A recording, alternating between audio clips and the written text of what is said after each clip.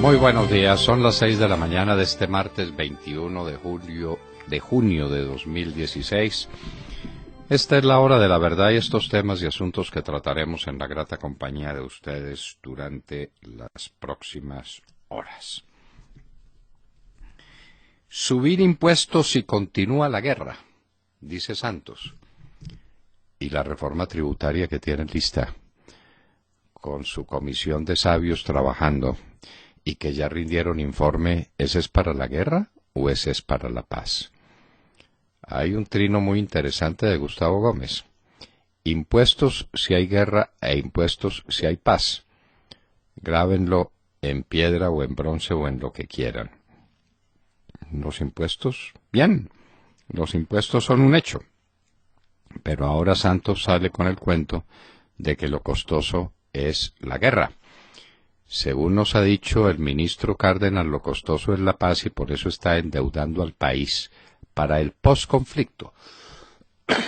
Pero Santos sale a declarar diciendo que lo costoso es la guerra y que si no se le aprueba el plebiscito, entonces tendrá que poner más impuestos.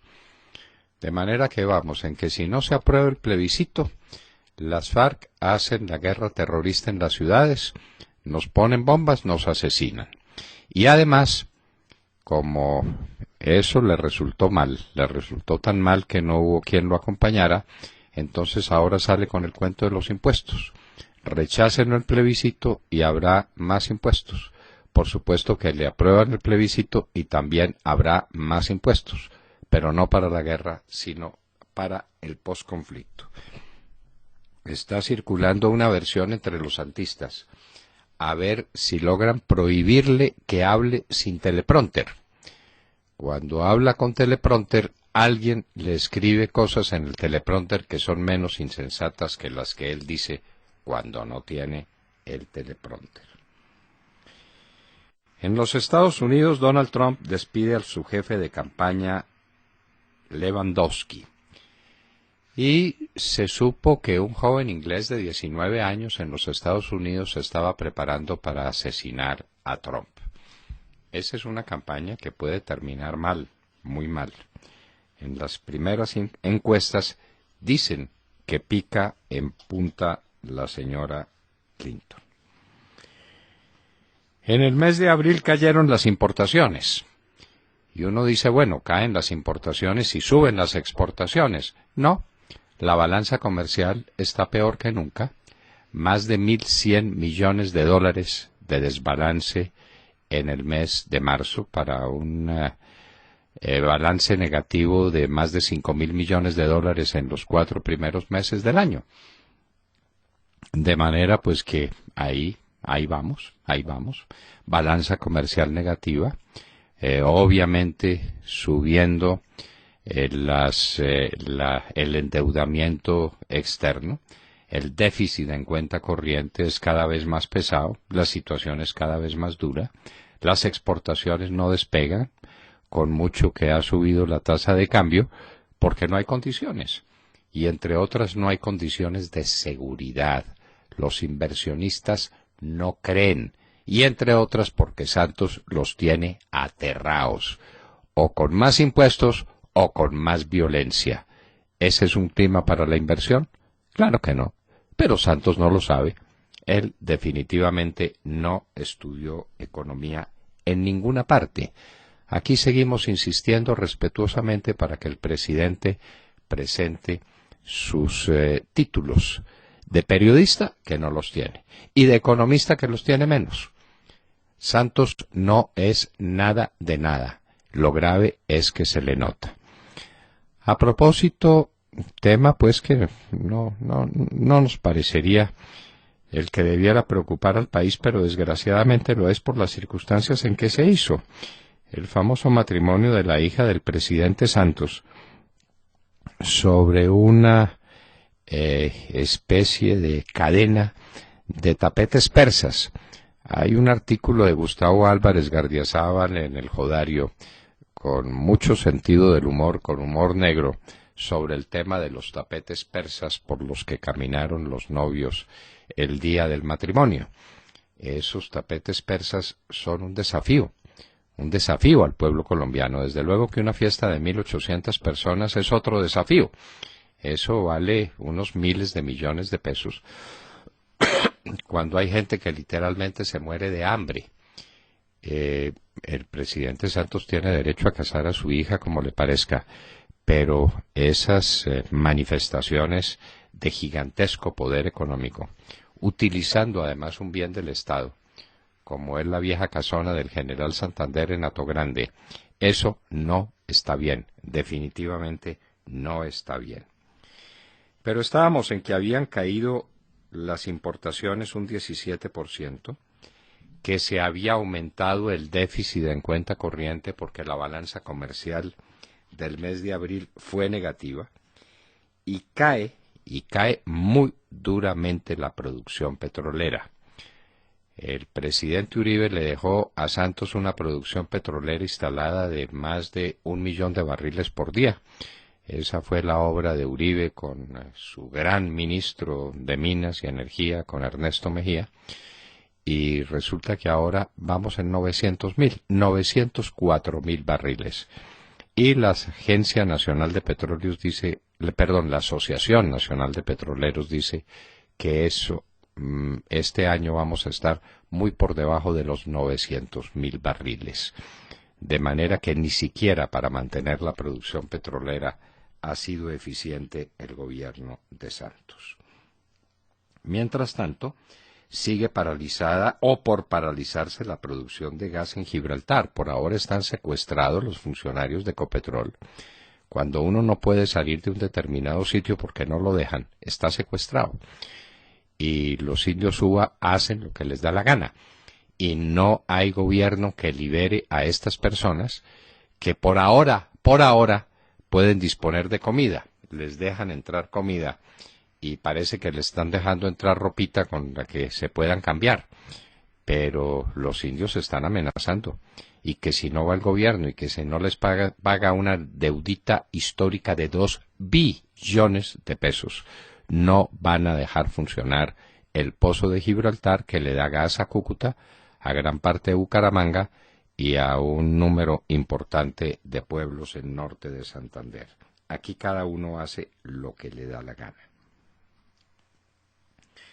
Como lo dijimos ayer, confirmamos la noticia, fue denunciado penalmente el presidente Santos por traición a la patria.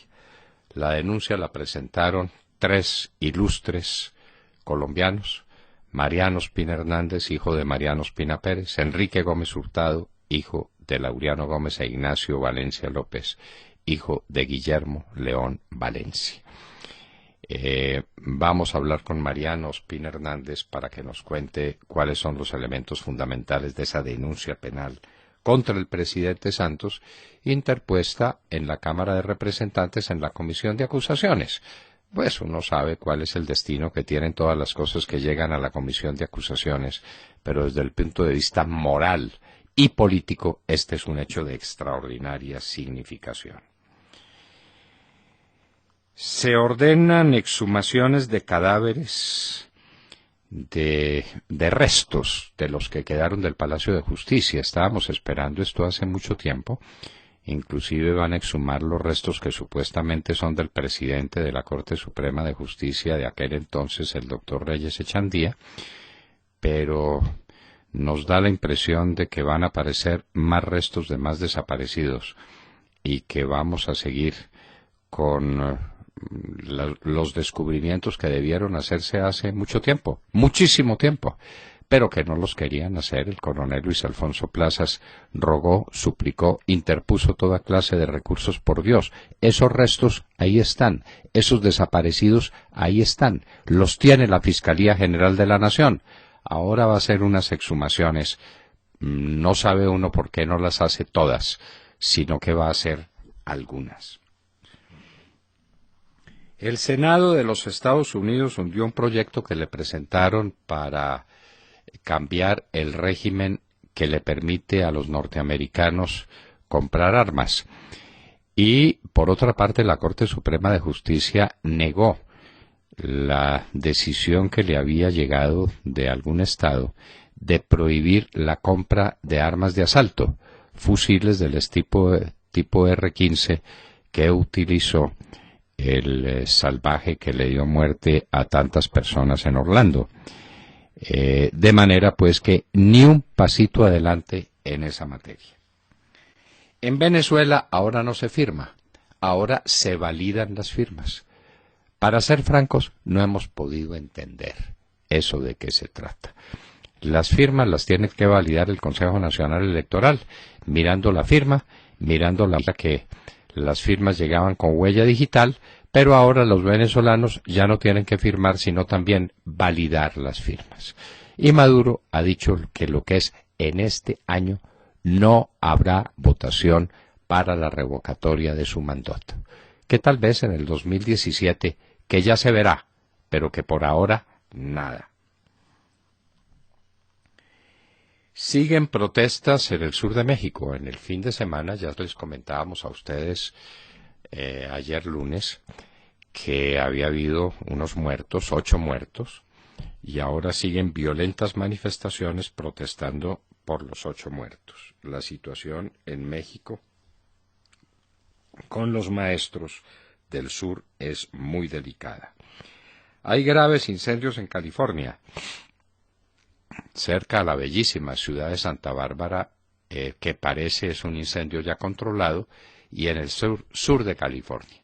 Las altas temperaturas de este verano y los fuertes vientos están creando desafíos muy serios a los bomberos de los Estados Unidos en California. Colombia tiene otro campeonato, un campeonato mundial, el campeonato de desplazamientos. Los desplazamientos que practican las FARC y que ordenan también las BACRIM. Y esto es todo un problema de narcotráfico. Uno dice, pero ¿por qué desplazamientos en Colombia? ¿Qué es lo que sucede? ¿Se quieren robar las tierras para sembrarlas? No, en absoluto. Para que sirvan de corredores y tal vez de lugares de siembra de coca. Esto es un problema de narcotráfico. Y como el gobierno del presidente Santos le abrió todas las puertas al narcotráfico y se niega a combatirlo, pues ahí tenemos los resultados. Vamos para otro campeonato, esta vez un campeonato mundial, el de desplazados. En Kabul, el talibán mató 14 nepaleses en un atentado.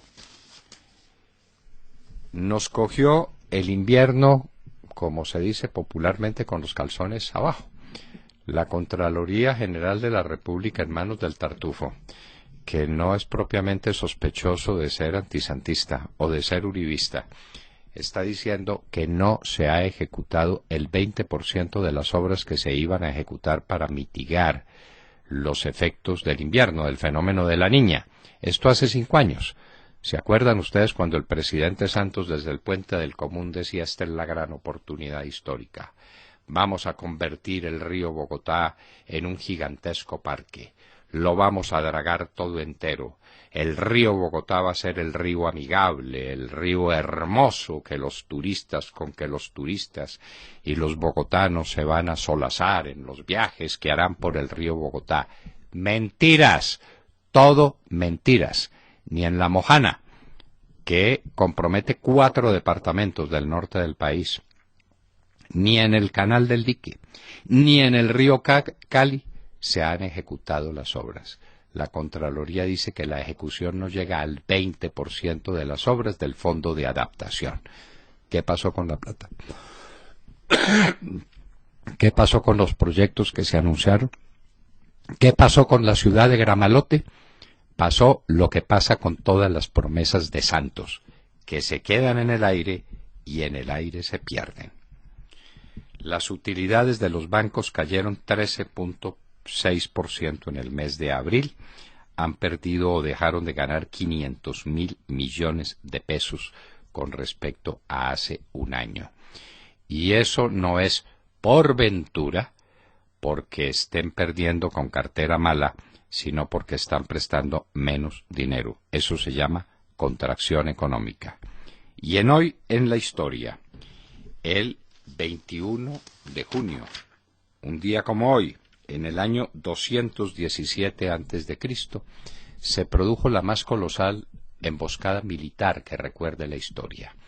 La emboscada que Aníbal le hizo a las legiones romanas comandadas por Cayo Flaminio sobre el lago de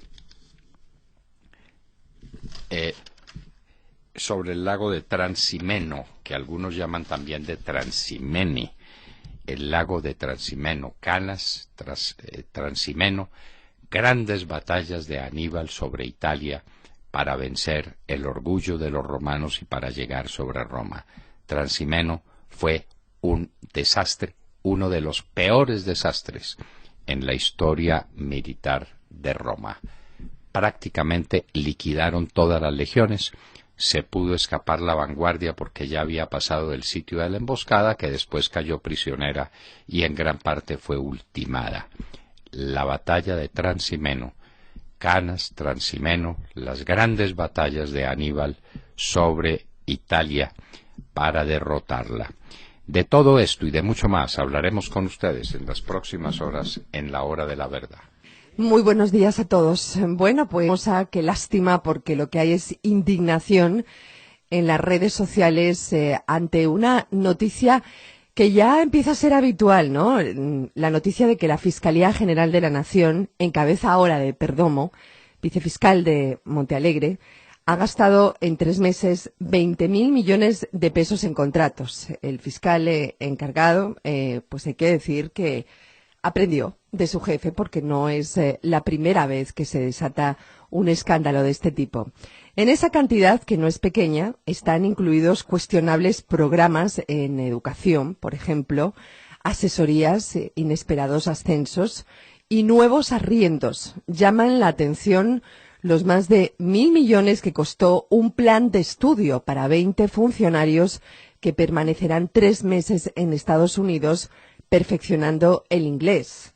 Yo me pregunto, pues en Colombia hay mucha gente muy preparada, que es bilingüe, literalmente hablando, y están listos para desempeñar esas funciones. Yo pensé que la Fiscalía tenía gente preparada para esas funciones sin necesidad de hacer semejante inversión.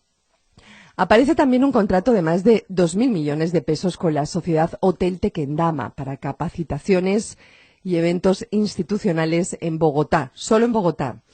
En cuanto a las asesorías famosas que caracterizaron tanto a su jefe, a su antecesor, Montealegre, recordemos los contratos millonarios de Montealegre, ¿no? Con Baltasar Garzón, con Natalia Springer y con diferentes magistrados de altas cortes. Bueno, pues no es raro que ahora Perdomo aparezca también contratando asesorías jurídicas por 203 millones con el ex magistrado de la Corte Suprema de Justicia, Gustavo Hernando López Algarra. Es algo habitual en esta feria de contratos, al mejor estilo de un roscograma.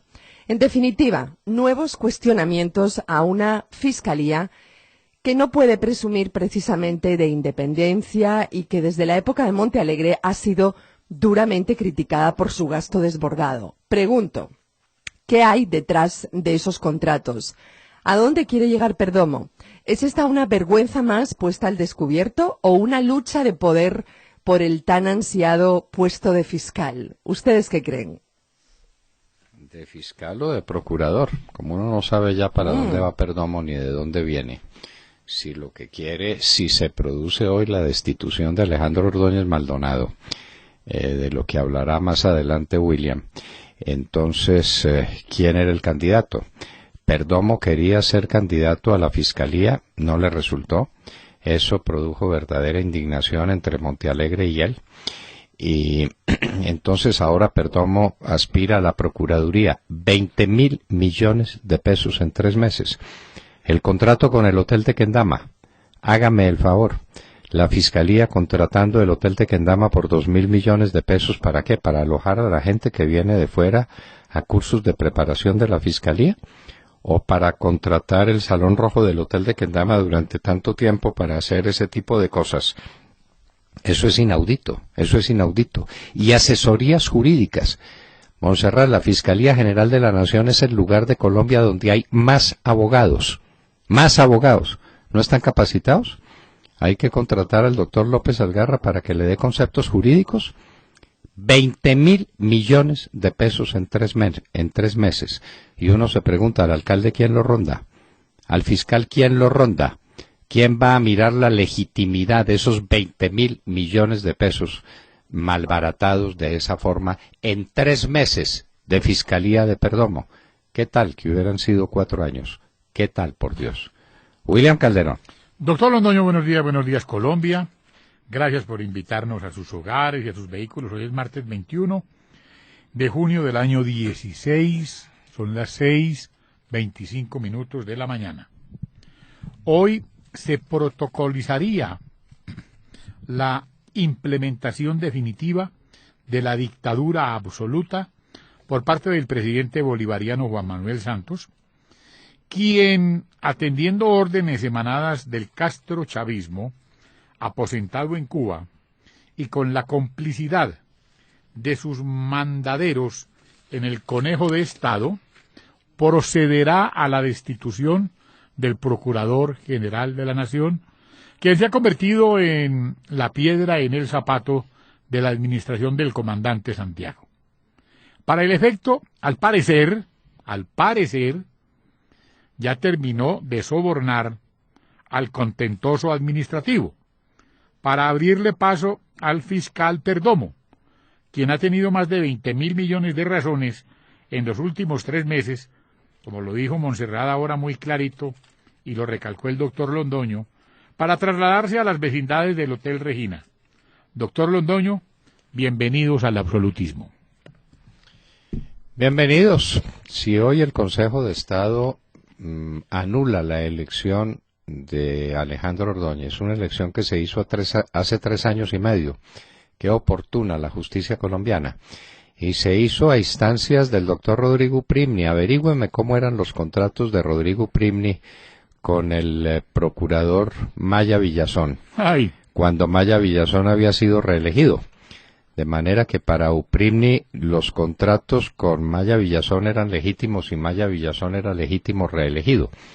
Como Alejandro Ordóñez no le renovó los contratos porque no los necesitaba, entonces resolvió demandar la elección porque ahí sí le pareció que esa reelección era ilegal. Parece que Rodrigo Primni tiene un sentido bastante lato de la moral y del derecho.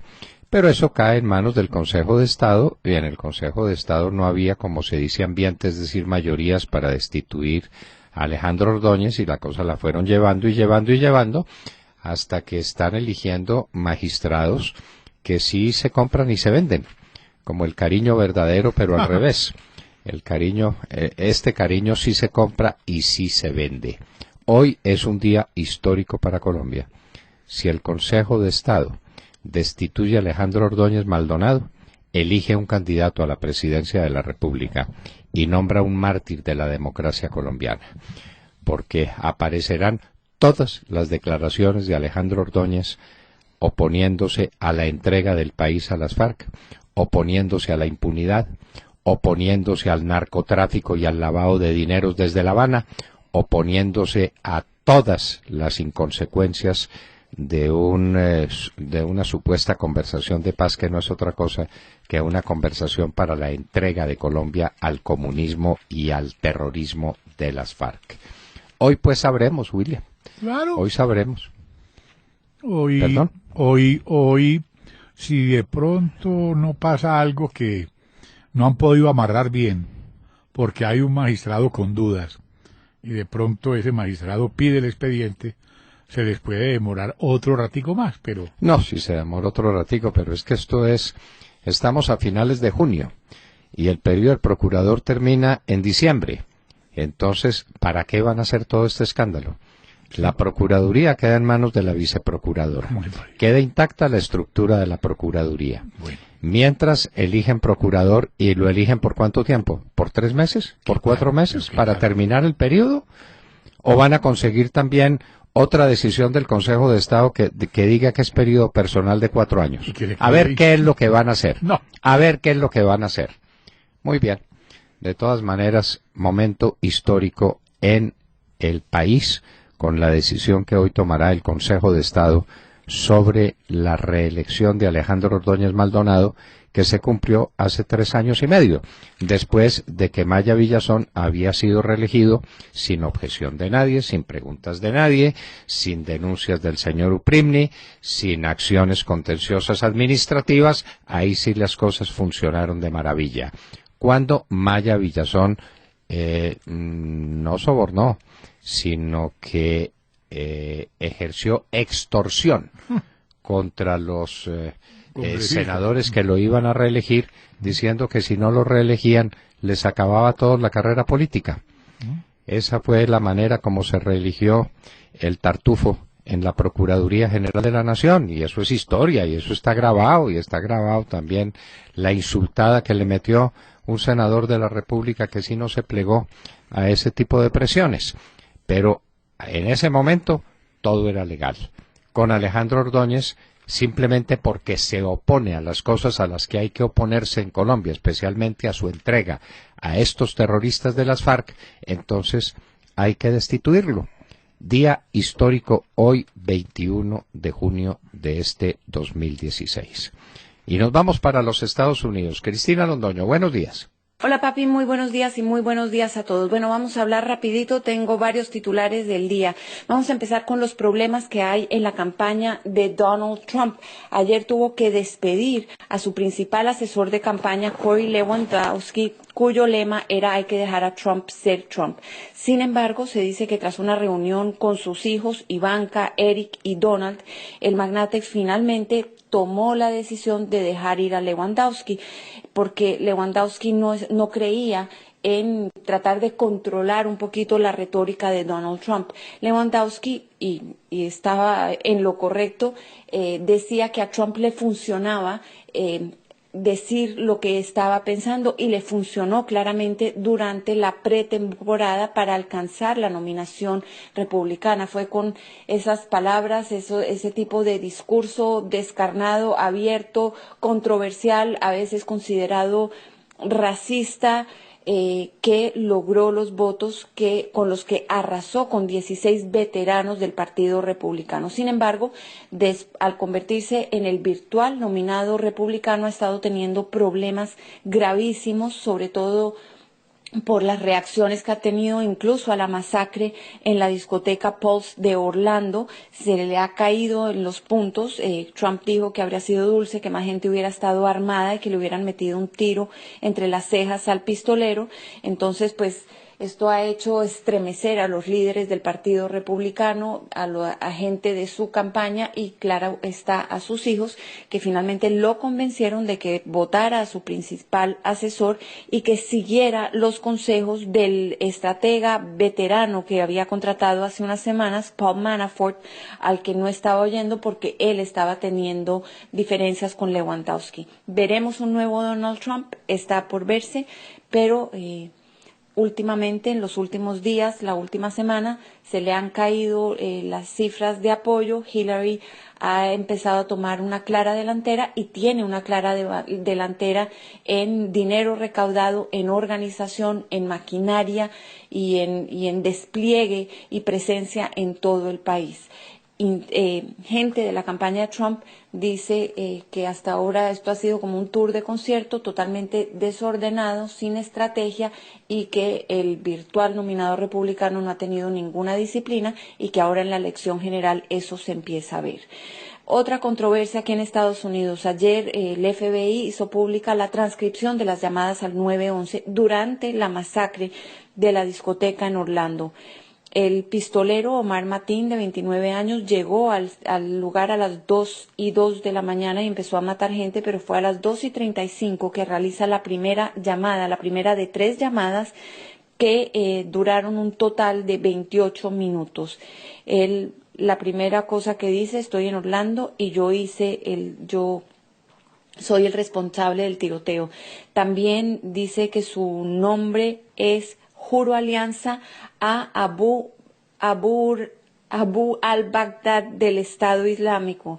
Él es el al-Baghdadi, no me sé bien el nombre del Estado Islámico, del Estado Radical Islámico. Y dice además, dentro de esa llamada, que él quiere que Estados Unidos pare de bombardear a Siria y pare de bombardear a Irak. Investigadores del FBI dicen que han realizado más de 500 entrevistas tratando de determinar exactamente qué fue lo que motivó a Omar Mateen a realizar esta masacre. Sin embargo, no han dado con una respuesta clara. Por ahora se sigue pensando que el grupo radical, que el Estado Islámico, este grupo radical terrorista, también conocido como ISIS, lo habría inspirado pero no dirigido en el ataque. Y finalmente vamos a hablar de la NBA. LeBron James logró un sueño que se había demorado varios años en convertirse en realidad, de ganar el título de la NBA de baloncesto de los Estados Unidos y llevarlo a casa a Cleveland. Hay que recordar que LeBron James es de la zona de Cleveland, había jugado con los Cleveland Cavaliers durante muchos años, abandonó el equipo para irse con Miami y en Cleveland quemaron sus camisetas, lo odiaron, lo llamaron traidor. Finalmente le dieron una bienvenida muy calurosa y lo perdonaron cuando regresó, y entonces había regresado con la promesa de llevarse el título de la NBA. El año pasado los Golden State Warriors de aquí de California, con su líder Stephen Curry, pues le habían aguado la fiesta a los Cleveland Cavaliers, ganándole la final allá en su casa en Cleveland. Pues bueno, este año hicieron historia los Cavaliers con LeBron James, iban perdiendo, habían ganado solo un partido contra tres de los Warriors, y como contra tres de los Warriors, y como la serie es al mejor de 7, pues le faltaba solamente un partido para quedarse con el trofeo. Los Cavaliers no se dieron por vencidos y bueno, ganaron, y LeBron James logra llevarse el trofeo que tanto había querido, y aguándole la fiesta, una venganza perfecta aquí en casa a Stephen Curry, su gran rival, que había tenido una temporada excepcional, una temporada histórica en la NBA con 73 victorias en la temporada regular, pero pues claramente cansado, el cuerpo ya no daba más, empezó a bajar su rendimiento hasta el final. Y estamos todavía en plena celebración y se empieza a rumorar que LeBron James podría estar pensando o dispuesto a oír una oferta de los Lakers de Los Ángeles, ya que se retiró Kobe Bryant, o incluso estaría pensando volver a Miami. Por ahora en Cleveland siguen celebrando la fiesta, pero estos contratos, dicen algunas fuentes, podrían venir en el futuro. Es lo que tengo por el momento. Ahora regreso contigo al estudio, papi. Que tengas muy buenos días y muy buenos días a todos. Muchísimas gracias, Cristina. Seguimos con noticias de la mañana. Roberto Mora. Buenos días, doctor Londoño, queridos oyentes y compañeros de la mesa. Como hemos informado en la hora de la verdad, el jueves 23 se producen dos hechos fundamentales en América y Europa. En este último continente, los británicos deciden sobre su salida o permanencia en la Unión Europea, mientras que en Washington se reúne el Consejo Permanente de la OEA para estudiar la situación en Venezuela en el marco de la aplicación de la Carta Democrática. Desconozco si la frase, entre comillas, la mejor defensa es el ataque, proviene del argot militar o del futbolístico, pero el régimen de Maduro la aplica muy bien. No solamente ha convocado una reunión del Consejo Permanente de la OEA para evaluar el comportamiento del secretario general, sino que ha obtenido una sesión el día de hoy para que los expresidentes Zapatero de España, Fernández de República Dominicana y Torrijos de Panamá le expliquen a la OEA sobre sus gestiones para facilitar el diálogo entre Maduro y la oposición en ese país. Esta iniciativa, o mejor deberíamos decir maniobra de UNASUR, es decir, del expresidente Samper, estaría encaminada a bloquear el proceso de aplicación de la Carta Democrática a Venezuela. El secretario general de la OEA, Luis Almagro, declaró en entrevista con El País de España el fin de semana que las prioridades en Venezuela son la liberación de los presos políticos, la convocatoria del referendo este año y la ayuda humanitaria. Al ser interrogado sobre la mediación de los expresidentes, Almagro respondió que uno no puede oponerse a ninguna forma de diálogo, pero advirtió que esta iniciativa debe buscar resultados en el corto plazo y no convertirse en una forma de ganar tiempo para el régimen de Caracas. El pulso entre Venezuela y el secretario general continúa hoy y esperamos que los estados del continente antepongan la suerte del pueblo venezolano a sus intereses políticos de corto plazo. En cuanto a la votación en la Gran Bretaña, como anticipó nuestro director el viernes pasado, el aleve asesinato de la parlamentaria Jo Cox por parte de un nacionalista euroescéptico ha tenido el efecto de reversar la tendencia que reportamos la semana pasada y que mostraba una ligera ventaja por la salida. Las últimas encuestas muestran empate o una leve ventaja para la permanencia cuando se incluyen los indecisos. Pero entre los que han decidido su voto, la permanencia aventaja la salida por 7 puntos, 53% a 46%, según una encuesta de ORB para el diario The Telegraph. Para controlar un poco el daño, el alcalde de Londres, Johnson, que hace campaña por la salida, declaró ayer ser un orgulloso descendiente de turcos, partidario de la inmigración y de la amnistía para los ilegales. Pero su esfuerzo se anula con la actitud del asesino de Cox, quien al ser interrogado en la corte por su nombre, contestó desafiante: «Mi nombre es muerte a los traidores».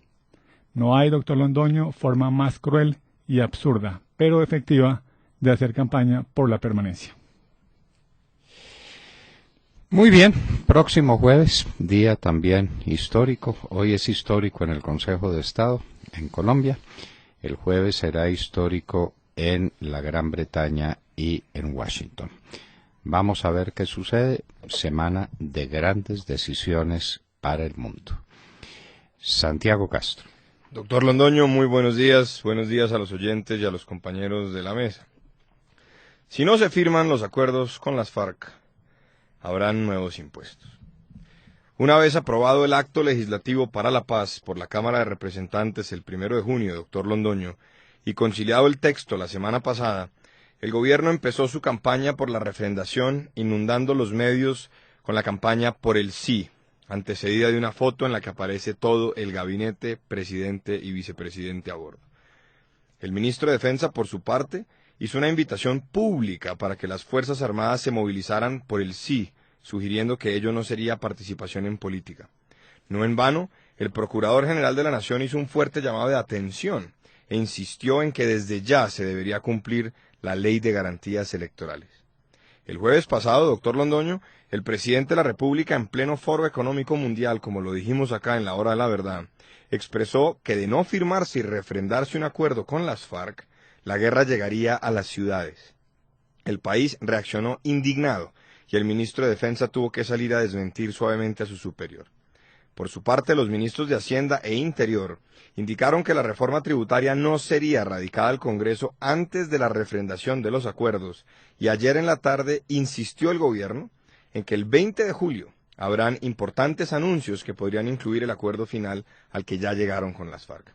Ahora, el presidente anuncia que si la guerra continúa, aumentarán los impuestos. Ojo, no se trata de asumir sus nuevos poderes, aquellos que le otorgó el Congreso en el proyecto de acto legislativo para la paz, pues en su artículo 2 le prohíbe decretar nuevos impuestos. Se trata de tener una reforma tributaria lista, a modo de amenaza, para evitar que muchos se sumen a la campaña por el no. Sabemos, doctor Londoño, que Cárdenas sigue endeudando al Estado colombiano hasta más no poder, alegando que los recursos se requieren para el posconflicto. Ahora sabemos que con paz o con guerra, el gobierno seguirá gastando a chorros sin que las arcas estatales aguanten. Escuchemos al presidente, doctor Londoño, prosperidad para todos. La guerra siempre es más costosa. Por ejemplo, se ha dicho que vamos a subir los impuestos para pagar la paz. Todo lo contrario, si llega a continuar la guerra, ahí sí tenemos que subir los impuestos para financiar la guerra. Las guerras son muy costosas. Con la paz podemos tener recursos para invertir más en educación, en salud, en los programas sociales. Y eso es lo que realmente va a suceder con la paz. ¿Al fin qué, doctor Londoño? ¿Al fin qué? Gustavo Gómez lanzó un Twitter muy simpático. Si no se firma la paz, vienen los impuestos. Si se firma, también. Pueden grabarlo en piedra o en mármol, en lo que ustedes quieran. Es un trino, es como lo llaman. Bastante elocuente. De manera que usted pregunta, ¿al fin qué? Pues al fin vamos a tener reforma tributaria de una manera o de otra. Pero Santos sigue amenazando. o amenaza con la guerra en las ciudades o amenaza con nuevos impuestos si sigue la guerra. Y el posconflicto, ese sí que es cierto que cuesta, ese sí que es cierto que es costoso, según lo han dicho, y entonces el ministro de Hacienda nos sigue endeudando con líneas de crédito para el posconflicto. Usted pregunta bien, ¿en qué quedamos? Con Santos nunca se sabe, con Santos uno nunca está en ninguna parte. Y en un minuto estaremos con Mariano Ospina Hernández, quien nos contará cómo fue la denuncia que presentó junto a Enrique Gómez Hurtado a Ignacio Valencia López ayer en la Cámara de Representantes contra el presidente Santos. En un minuto.